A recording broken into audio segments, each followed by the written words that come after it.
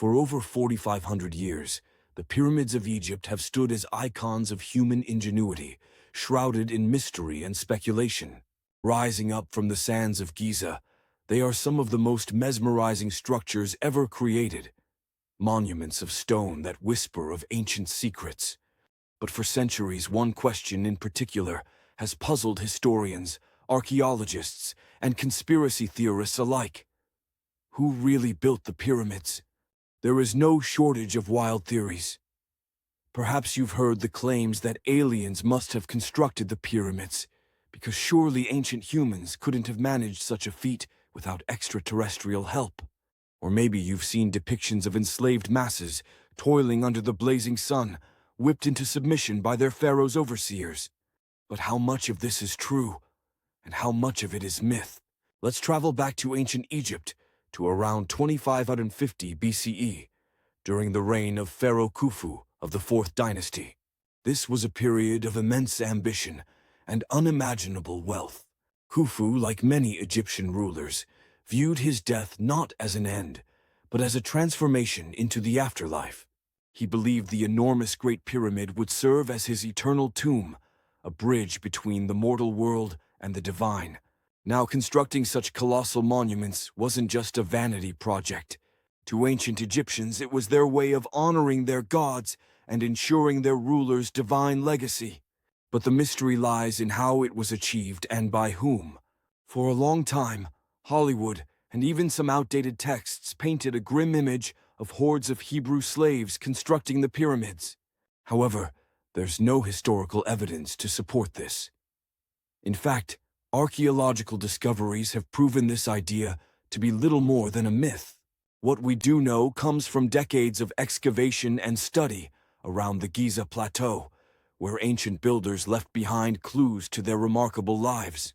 Let's talk about the real workers, not slaves, but skilled laborers, tens of thousands of them. These were Egyptians from all walks of life. Farmers came during the Nile's flooding season, when agricultural work was impossible, lending their hands to the immense task of pyramid building. Craftsmen and masons carved the massive limestone blocks with extraordinary skill, while architects and engineers designed precise angles and internal chambers that are accurate to fractions of a degree. These individuals were laboring not out of servitude, but for a purpose tied to their faith and their culture. You see, the construction of the pyramids was an all-hands-on-deck endeavor. It required a functional society with abundant resources, dexterity, and meticulous planning. Records carved into stones and in clay tablets suggest that workers were well-fed and taken care of. Excavations at workers' villages near the pyramids revealed barracks-style housing, communal cooking areas, and even evidence of medical care. These weren't impoverished, mistreated laborers. They were respected for their contributions to a divine goal. But how did these ancient laborers move such massive stones? This is where things get fascinating.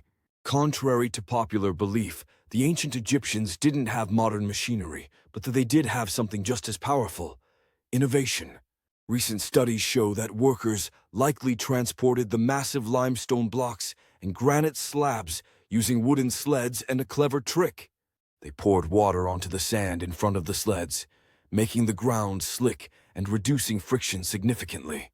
This ingenious technique enabled them to move stones weighing several tons across vast distances. Then came the stacking. The ongoing debate about ramps, were they straight, spiral, or zigzagged, highlights the complexity of their methods. While no definitive ramp has been found, most experts suggest they used a combination of ramp systems and scaffolding to haul the stones into place, layer by layer, creating what we now see as one of the wonders of the world.